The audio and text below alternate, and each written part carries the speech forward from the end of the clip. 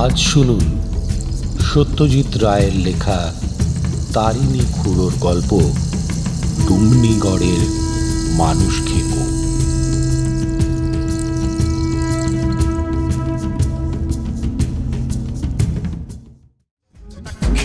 আপনাদের সঙ্গে আমাদের সম্পর্কের 1 বছর।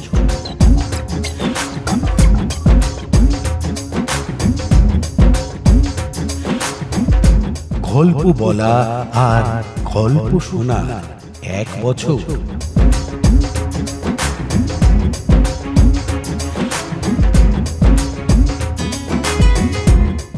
স্টোরি রুম, বই পড়ার আনন্দ এখন কানে শুনে।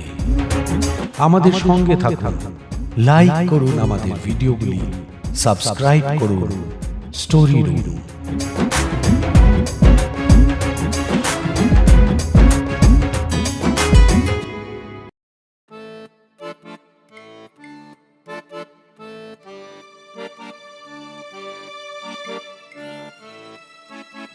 আমি তখন ছিলাম ডুমনিগড়ের নেটিভ স্টেটের ম্যানেজার। জিজ্ঞেস করলো ন্যাপলা। ন্যাপলার মুখে কিছু আটকায় না। তোর কি ধারণা, ম্যাপে যা আছে তার বাইরে আর কিছু নেই? চোখ কান কুচকে বিস্ময় আর বিরক্তি দুটোই একসঙ্গে প্রকাশ করে বললেন তারিণী খুড়ো। ম্যাপ তৈরি করে কারা? মানুষে তো। ভগবানের সৃষ্টিতে ডিফেক্ট থাকে জানিস? জোড়া মানুষ সায়ামিজ টুইন্সের কথা শুনিসনি? হাতে 6টা করে আঙুল, বাছুরের 2টো মাথা, এসব শুনিসনি? ম্যাপে নেই ডুমনিগড়। এই নিয়ে ফিলিপসের অ্যাটলাস কোম্পানিকে কড়া চিঠি দিয়েছিলাম সেই সময়। তারা লিখলে ভেরি সরি, আগামী সংস্করণে শুধরে দেবে। দেয়নি যে সেটা স্রেফ গাফিলতি। ডুমনিগড় হচ্ছে মধ্যপ্রদেশের বাঘেল খণ্ডে। মাইহার অব্দি ট্রেন।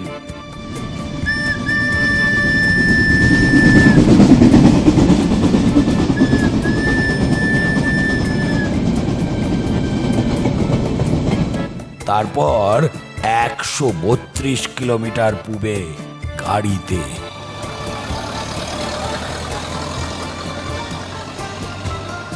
হলো? ন্যাপলা চুপ মেরে গেল। আমরাও বাঁচলাম, কারণ তারিণী খুড়োর গল্প শোনার আগ্রহ আমাদের সকলের সমান। ন্যাপলারও। খুড়ো আসলে আমাদের কেউ হন না, তবে খুব ছেলেবেলা থেকে দেখে আসছি ইনি মাঝে মধ্যে আসেন আমাদের বাড়িতে। আমার জন্মের আগে বাবা যখন ঢাকায় ছিলেন তখন তারিণী খুড়ো ছিলেন আমাদের পড়শি। তাই খুড়ো। বাবারও খুড়ো, আমাদেরও খুড়ো। খুড়ো ছাড়া ওকে কেউ কিছু বলে বলে জানি না। বাবার কাছেই শুনেছি যে ভদ্রলোক নাকি চাকরির ধান্দায় সারা ভারতবর্ষ ঘুরেছেন, আর অভিজ্ঞতাও হয়েছে বিচিত্র রকম। কাজেই গল্পের স্টক অঢেল। খুড়ো বলেন যে শুধু আর্টের খাতিরে যেটুকু কল্পনার আশ্রয় নিতে হয় সেটুকু ছাড়া নাকি সবই সত্যি। গল্পের প্রথম লাইন বলে থেমে গেছেন খুড়ো, কারণ তার ফরমাস মতো দুধ চিনি ছাড়া চা এসেছে।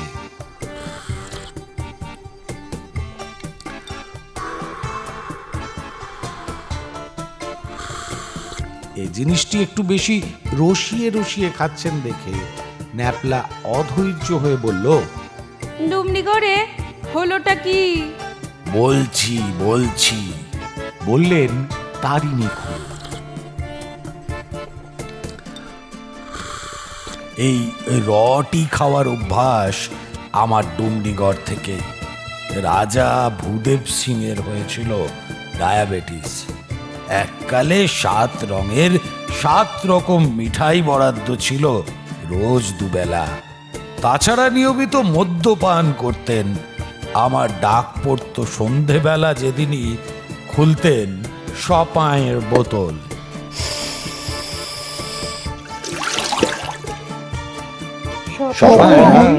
নামটা আমাদের সকলের কাছেই নতুন। অশিক্ষিতরা যেটাকে বলে শ্যাম্পেন। যাই হোক, রাজা একদিনে সব পরিত্যাগ করেন। আমার চোখের সামনে 16 স্টোন থেকে 9.5 স্টোনে নেমে গেল ওজন। আর সেই সময়ই খুনটা হয়। খুন? আমাদের 5 জন শ্রোতার 5 রকম গলায় একসঙ্গে উচ্চারিত হলো প্রশ্নটা। হ্যাঁ, খুন। রাজার 3 ছেলে, শ্রীপদ, ভূপত আর অনুপ। ছোটটা রায়পুরে রাজকুমার কলেজে পড়ে, বড় দুটো পড়াশুনো শেষ করে ডুমনিগড়েই থাকে। বড় শ্রীপদই হলো খুন। শ্রীপদের ইয়ার ছিল নারায়ণ শ্রীমল, ধনী ব্যবসাদার, ডুমনিগড়ের রাইস কিং পুরুষোত্তম শ্রীমলের একমাত্র ছেলে। জুয়ার আড্ডা বসত নারায়ণের বাড়িতে। এক সন্ধ্যায় তুমুল বচসা হয় শ্রীপদ আর নারায়ণে, প্রায় হাতাহাতি। শ্রীপদ জিতেছিল প্রায় 20,000 টাকা, আর সেই সময় নারায়ণের হাতে তার জোচ্চুরি ধরা পড়ে যায়। নারায়ণ শাসায় তাকে খতম করবে বলে।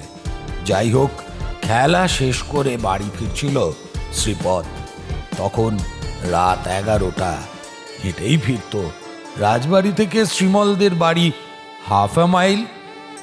পথে পড়ে রাম সরোবর, ভারী সুদৃশ্য লেক। ঠিক মধ্যিখানে একটি শ্বেত পাথরের মিনি প্রাসাদ। নৌকো করে যাওয়া যায় সেখানে। সেই লেকের ধারে কে জানি রিভলভার দিয়ে গুলি করে শ্রীপদকে। পয়েন্ট ব্ল্যাঙ্ক রেঞ্জ থেকে মেরেছে, এক গুলিতেই সাবার। পুলিশ নারায়ণকে সন্দেহ করে। সে যে শ্রীপদকে মারবে বলে শাসিয়েছে, সে কথা জেরাতে আড্ডার সকলেই স্বীকার করে। কিন্তু শেষ পর্যন্ত উপযুক্ত প্রমাণের অভাবে নারায়ণ বেকসুর খালাস পেয়ে যায়। আমি অবশ্য খুনের সময় কাছেই ছিলাম। আবার 5টা গলা একসঙ্গে। জোনাকি স্টাডি করছিলাম, বললেন তারিণী খুড়ো। সামনে দেওয়ালি।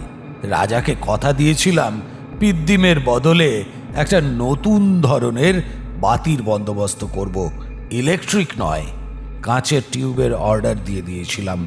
রাজবাড়ির যত ব্যালকনি আর যত বারান্দা, সব কটার আলসে আর রেলিংয়ের উপর টিউব বসানো থাকবে। তার মধ্যে ছাড়া থাকবে জোনাকি। অবশ্যই নিঃশ্বাস প্রশ্বাসের জন্য ফুটো থাকবে টিউবে। নির্ঘাত চমকপ্রদ ব্যাপার হতো।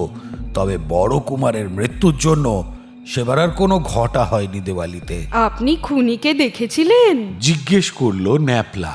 না, দেখিনি। গুলি করেই সে পালায়। তবে খুনের খবরটা আমিই দিই। আমি যদি অন্যমনস্ক না থাকতাম, তাহলে হয়তো খুনিকে হাতে নাতে ধরে ফেলতে পারতাম। কিন্তু সেটা হবার ছিল না। ফলে একটা জলজ্যান্ত অপরাধী চিরকালের মতো রেহাই পেয়ে গেল। তারিণী খুড়ো বিড়ি ধরাতে থেমেছেন। আমরা মুখ চাওয়াচাবি করছি। গল্প শেষ কিনা তাও বুঝতে পারছি না। এমন সময় খুড়ো আবার শুরু করলেন।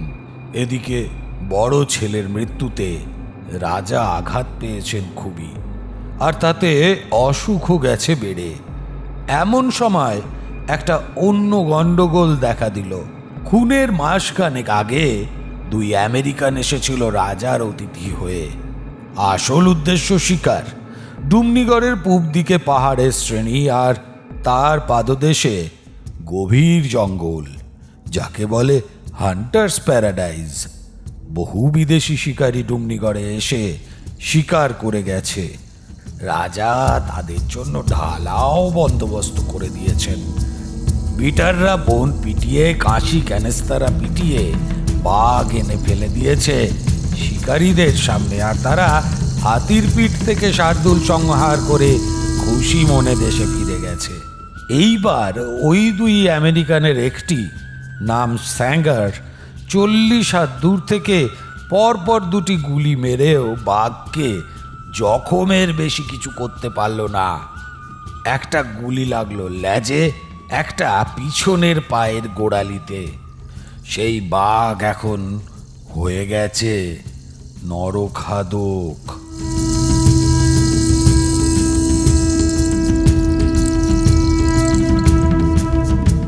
এটা খুবই স্বাভাবিক ঘটনা, তোরা জানিস বোধহয়। পুলাম্বি, হাড্ডা আর থুয়ারা পাহাড়ের নিচে এই তিনটি গ্রাম থেকে 17 জন মেয়ে পুরুষকে ধরে নিয়ে গেছে সেই বাঘ। গাঁয়ের লোকে রাজার কাছে এসে হত্যা দিয়েছে। ওই বাঘের শেষ না দেখা পর্যন্ত তাদের স্বস্তি নেই। বাঘের ভয়ে তারা বাড়ি থেকে বেরোতে পারে না। সেই সুযোগে তাদের ক্ষেতের ফসল খেয়ে নিচ্ছে হরিণ আর শুয়োরের দল। রাজা ডেকে পাঠালেন আমাকে, বললেন, ট্যারি। রাজা আমাকে ট্যারি বলেই ডাকতেন। ট্যারি, এখন তুমি ভরসা। এই ম্যান ইটারদের একটা বিহিত না করলেই নয়। তোমার কি লোকজন লাগবে বলো, আমি দিয়ে দিচ্ছি। তুমি 2-1 দিনের মধ্যেই বেরিয়ে পড়ো। এখানে বলা দরকার যে মেজ কুমার ভূপত সিংহ শিকারে সিদ্ধহস্ত। 23 বছর বয়স, কিন্তু এর মধ্যেই বড় বাঘ ছোট বাঘ মিলে সংখ্যা দাঁড়িয়েছে 73। তবে এটা জানি যে রাজা মেজ কুমারের খুব একটা ভক্ত নন, কারণ সে অতি উচ্ছৃঙ্খল প্রকৃতির ছেলে। তাছাড়া মদ জিনিসটাকে একটু বেশি রকম পছন্দ করে। আমি মেজ কুমারের হয়ে একবার সুপারিশ করেও কোনো ফল হলো না। কাজেই আমাকে রাজি হতে হলো। আমার তখন জোয়ান বয়স, সবে 30 পেরিয়েছে। চোখে মাইনাস পাওয়ারের পুরু চশমা সত্ত্বেও অব্যর্থ টিপ। কর্নেল হোয়াইটহেড নিজে হাতে ধরে বন্দুক চালানো শিখিয়েছেন আজমিরে থাকতে। যেখানে উৎপাতটা হচ্ছে সেখানে পৌঁছতে হলে একটা ছোট নদী পেরোতে হয়। সে নদীর নাম লুঙ্গি কেন জিজ্ঞেস করিসনি ন্যাপলা? কারণ উত্তর আমি জানি না। এই লুঙ্গিরই পাশে এক অশ্বত্থ গাছের তলায় মাস 4 হলো এক বাবাজি এসে আস্তানা গেড়েছেন, এই খবর আমরা পেয়েছি। রাজার আবার হোলি ম্যানে খুব বিশ্বাস। বলে দিলেন যাবার সময় আমি যেন একবার দেখা করে যাই। রাজা শুনেছেন বাবাজির কাছে নাকি অনেক রকম ওষুধ আছে। যদি ডায়াবেটিসের কোনো ওষুধ বলতে পারেন আমি যেন সেটা জেনে নিই। জানুয়ারি মাস, প্রচণ্ড শীত পড়েছে সেবার। তারই মধ্যে 2টি বেয়ারা সমেত বেরোবার সব তোড়জোড় করে ফেললাম। রাজার কাছে বিদায় নিতে গিয়ে দেখি মেজ কুমার বসে রয়েছেন তার ঘরে। বুঝলাম একটা কথা কাটাকাটির মাঝখানে গিয়ে পড়েছি। রাজা তখনও হাঁপাচ্ছেন এবং আমার সামনেই মেজ কুমারকে কড়া কথা শুনিয়ে তাকে ঘর থেকে বিদায় করে দিলেন। বেরোবার মুখে কুমার আমার প্রতি যে দৃষ্টি হানলেন সেটা মোটেই প্রসন্ন নয়। বুঝলাম তাকে বাদ দিয়ে আমাকে বাঘ মারতে পাঠানো হচ্ছে, সেটা আদৌ ওর মনঃপুত নয়। তবে সিদ্ধান্তটা তো আমার নয়, সেটার জন্য দায়ী স্বয়ং রাজা ভূদেব সিং। কাজেই আমার উপর চোখ রাঙানোর কারণটা বোধগম্য হলো না। লুঙ্গি নদী ডুমনিগড় থেকে 32 মাইল, অর্থাৎ আজকের হিসেবে 50 কিলোমিটার। তখন দ্বিতীয় মহাযুদ্ধ চলেছে। তবে ডুমনিগড়ের জিপ আসেনি। রাজার একটা পুরনো ফোর্ড ছিল, সেটা খুব মজবুত। তাতে করে পৌঁছে গেলাম 1 ঘন্টার ভেতর।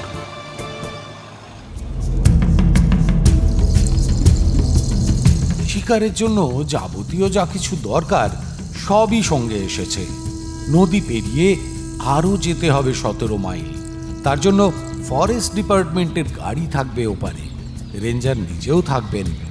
আমরা গিয়ে উঠব ফরেস্ট রেস্ট হাউসে। অবশ্যই ওপারে যাবার আগে একটা কর্তব্য সারতে হলো।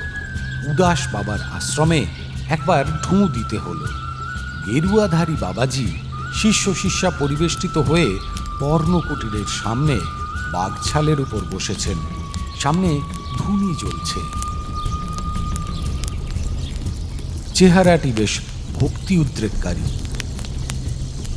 দাড়ি গোঁফ জটা সত্ত্বেও অনেক সাধুর চেয়ে বেশি পরিষ্কার পরিচ্ছন্ন, জঙ্গলি ভাব একেবারেই নেই। সাধু আমাকে দেখেই স্মিত হাস্য করে আইয়ে বলে তার সামনে একটা জায়গা দেখিয়ে দিলেন। আমি গিয়ে বসলাম। সাধু চেয়ে রইলেন আমার দিকে, ঠোঁটের কোণে সেই স্মিত হাসির রেশ। মনে মনে ভাবছি এত দেখার কি আছে। এমন সময় বাবাজি হঠাৎ বলে উঠলেন, বাঙালি। এবং যেভাবে যে উচ্চারণে বললেন তাতে বুঝলাম ইনি নিজেও বাঙালি। এতে অবাক হলাম বই কি, কারণ যেদিন থেকে বাবাজি আস্তানা গেড়েছেন সেদিন থেকে শুনছি এনার কথা, কিন্তু কেউ বলেনি ইনি বঙ্গ সন্তান। কি চাস তুই? এখানে বলে রাখি, বাবাজিদের এই হোলসেল তুইতকারীর ব্যাপারটা আমি মোটে বরদাস্ত করি না। তাই এনার প্রশ্ন শুনে ধাঁ করে মাথায় রক্ত উঠে গেল। বললাম, রাজার অনুরোধে তোর সঙ্গে দেখা করতে এলাম। বাবা কিন্তু আমার মুখে তুই শুনে মোটেই বিরক্ত বা বিচলিত হলেন না, বরং এবার যে কথাটা বললেন তাতে আমি হকচকিয়ে গেলাম তো বটেই, সেই সঙ্গে বেশ খানিকটা নম্রও হয়ে গেলাম। রাজার জন্য ওষুধ আমি দিয়ে দিচ্ছি, বলিস চিন্তা করার কিছু নেই, অসুখ সেরে যাবে। তবে পুত্র শোক থেকে রেহাই নেই। বড়টা গেছে, পরেরটাও যাবে। ছোটটি ভালো ছেলে, সেই বাপের মুখ রাখবে। তবে রাজত্ব নেই কপালে, কারণ রাজার থাকবে না দেশে, দেশ স্বাধীন হয়ে যাবে। আমি কি বলবো ভেবে পাচ্ছি না। এমন সময় বাবাজি বললেন, তোর জন্য ওষুধ আছে। আমার ওষুধ? সে আবার কি? জিজ্ঞেস করলাম, কিসের ওষুধ? তুই বাঘের পেটে যেতে চাস? সেটা কে আর চায় বলুন। তাহলে আরো কাছে আয়। আমি আর একটু এগিয়ে গেলাম সাধু বাবার দিকে। বাবাজি তার ঝোলা থেকে একটা কৌটো বার করে তার থেকে খানিকটা সবুজ মলম নিয়ে আমার কপালে ঘষে দিলেন। হিং আর কস্তুরি মেশানো একটা গন্ধ এলো নাকে। ব্যাস, আর ভয় নেই তোর। রাজার জন্য ওষুধ নিয়ে বিদায় নিলাম। মনে মনে বললাম, বাবাজির ক্ষমতা অসীম, কারণ আমার কাছ থেকে তুই থেকে আপনি সম্বোধন আদায় করে নিতে লেগেছে ঠিক 2 মিনিট। রেস্ট হাউসে পৌঁছে গেলাম আধ ঘন্টার মধ্যেই। গিয়ে দেখি সব ব্যবস্থা হয়ে আছে। আমি আসছি সে খবর আগেই পৌঁছে গেছে। 3 গাঁয়ের 3 মোড়ল এসেছে আমার সঙ্গে দেখা করতে। বললাম, আমার যত দুঃসাধ্যি আমি করব। শীতকালের দিন ছোট, তাই 4:30-র মধ্যে বন মোরগের রোস্ট খেয়ে বেরোবার জন্য তৈরি হয়ে গেলাম। স্থানীয় শিকারী সুখদেব তেওয়ারি আমাকে সাহায্য করছে। সে মাচা বাঁধার জন্য গাছ বেছে রেখেছে। সমতল জমি যেখানে শেষ হয়ে পাহাড় শুরু হয়েছে সেই রকম একটা জায়গায় কাছাকাছির মধ্যে বাঘের পায়ের টাটকা ছাপ পাওয়া গেছে। একটা মোষও কেনা হয়েছে টোপ হিসেবে। সব মিলিয়ে ব্যবস্থা ভালোই। আমি একাই থাকবো পাহারায়। সকালে শিকারী ও কুলির দল এসে আমায় মিট করবে। তার মধ্যে যদি কাজ সারা হয়ে যায় তো ভালোই, নইলে কাল সন্ধ্যে থেকে আবার বসতে হবে। এভাবে কতদিন চলবে জানা নেই। রেস্ট হাউস ছাড়বার মুখে আর একটা গাড়ির আওয়াজ পেলাম।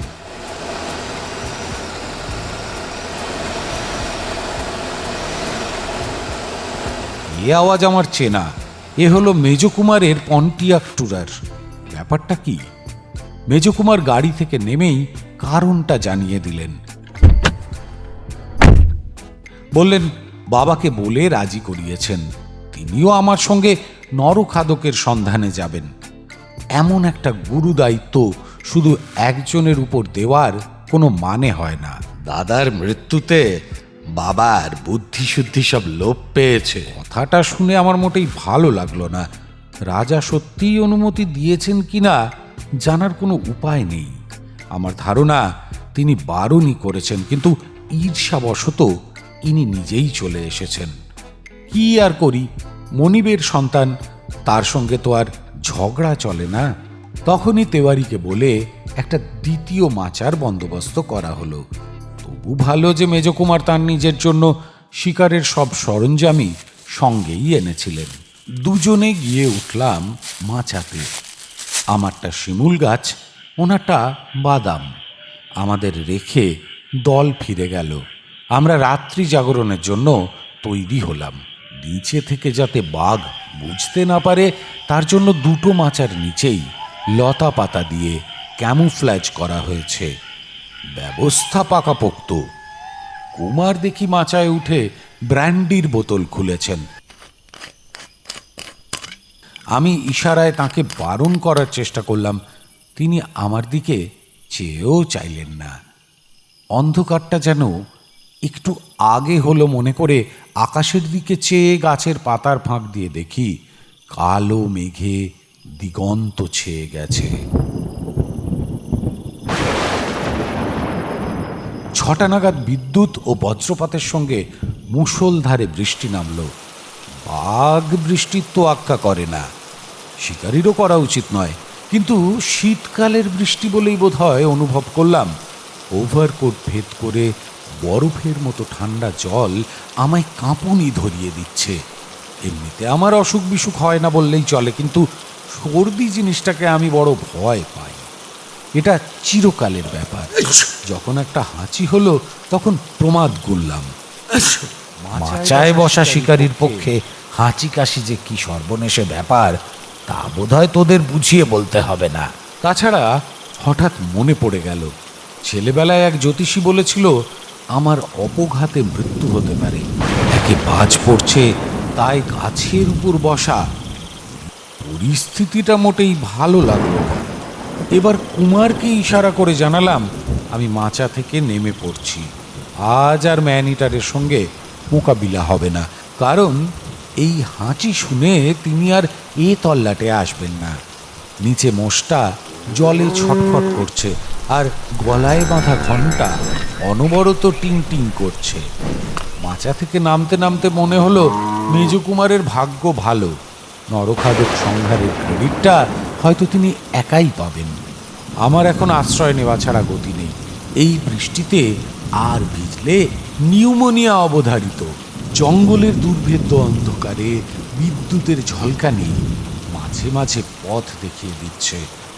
আমি টর্চের সাহায্য না নিয়েই এগিয়ে চললাম যেদিকে পাহাড় সেই দিকে। হাতে বন্দুকটা নিয়েছি, কারণ সেটার যে প্রয়োজন হবে না এমন কোনো গ্যারান্টি নেই। পাহাড়ের গায়েও গাছপালা ঝোপঝাড়ের অভাব নেই। তারই মধ্যে দিয়ে হ্যাঁচড় প্যাঁচড় করে উঠতে গিয়ে হঠাৎ সামনে একটা ঘোর অন্ধকার কি যেন এসে পড়ল। বিদ্যুতের আলোতে যখন সে অন্ধকার দূর হলো না, বুঝলাম সেটা একটা গুহার মুখ। গিয়ে ঢুকলাম ভিতরে। মাথার উপর বাড়ি বর্ষণ দূর হলো, বাঁচা গেল। শেল্টার পেয়ে গেছি। পকেট থেকে টর্চ বার করে সামনে ফেলে বুঝলাম গুহার অপর দিকের দেয়াল টর্চের আলোর নাগালের বাইরে। কমপক্ষে 500 লোক এই গুহায় আশ্রয় নিতে পারে। আলোতেই দেখলাম সামনেই একটা মাঝারি আকারের পাথরের চাই। সেটাতে পিঠ দিয়ে বসলাম গুহার মেঝেতে। বাইরে সমানে বৃষ্টি হয়ে চলেছে।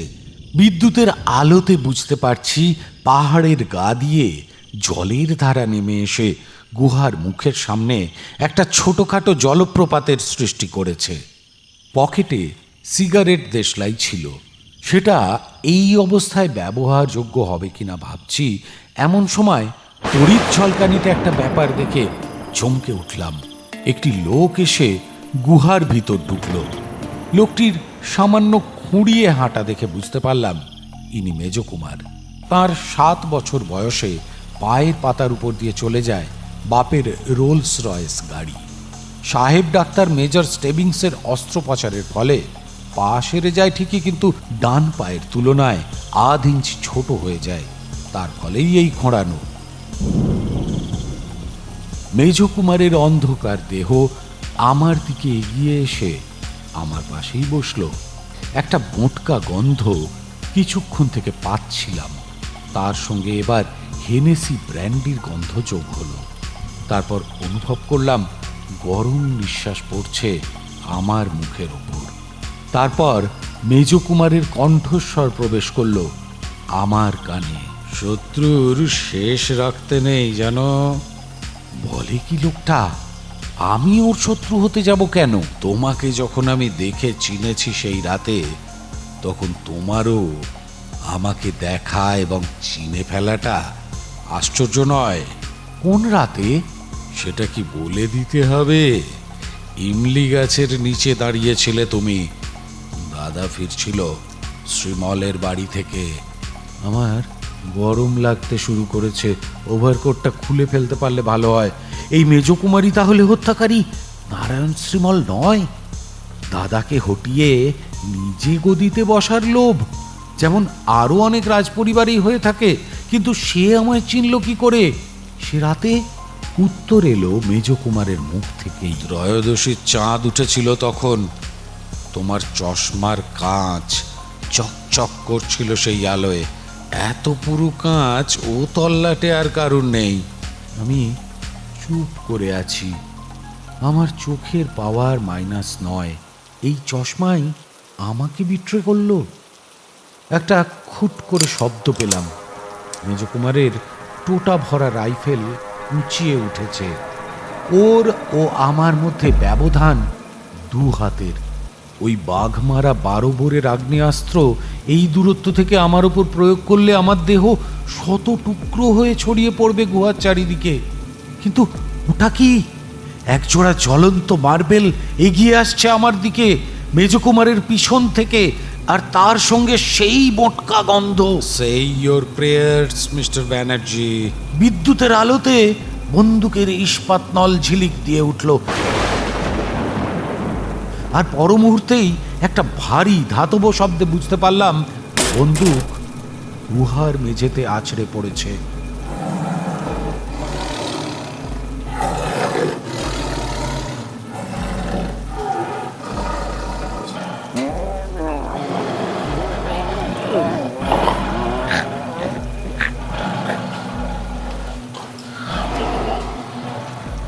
একটা গোঙানির শব্দ ক্রমে দূরে সরে গেল, আর সেই সঙ্গে সঙ্গে জ্বলন্ত মার্বেল দুটো।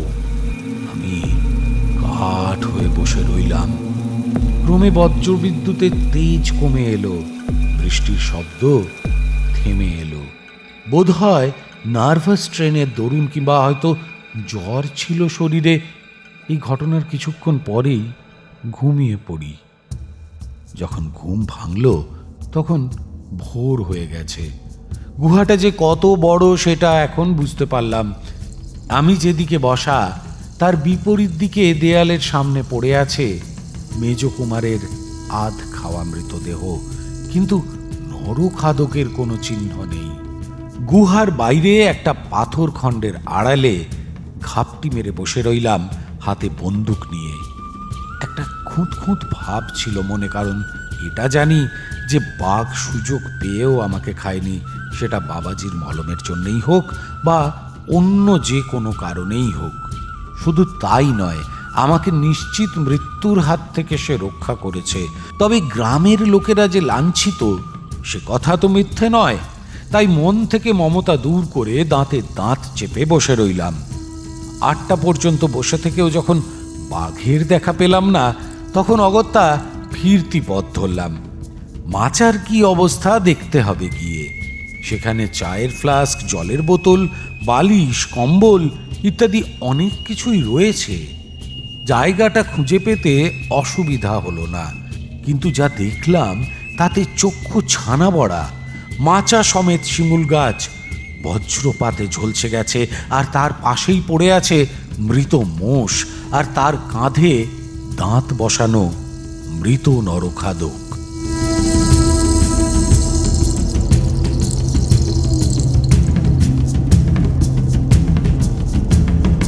সে এক বিচিত্র ছবি। মানুষের হাতের বন্দুকের চেয়ে 1000 গুণে বেশি শক্তিশালী আগ্নেয়াস্ত্রের শিকার হয়েছে এরা, সেটা আর বলে দিতে হয় না। ফেরার পথে বাবাজিকে ধন্যবাদ দিতে গিয়েছিলাম, কিন্তু তার সঙ্গে দেখা হলো না।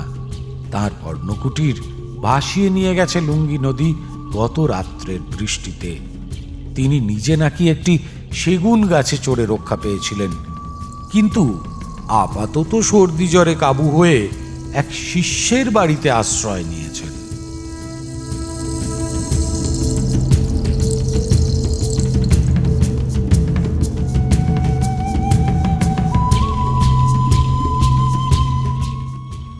এতক্ষণ শুনলেন সত্যজিৎ রায়ের তারিণী খুড়োর গল্প ডুমনিগড়ের মানুষ খেকো।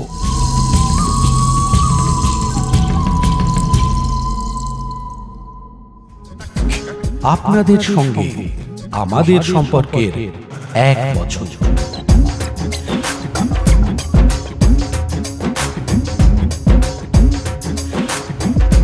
গল্প বলা আর গল্প শোনা 1 বছর।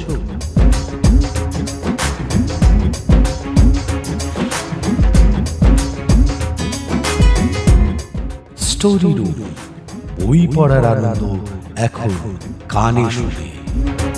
আমাদের সঙ্গে থাকুন, লাইক করুন আমাদের ভিডিওগুলি, সাবস্ক্রাইব করুন স্টোরি রুম।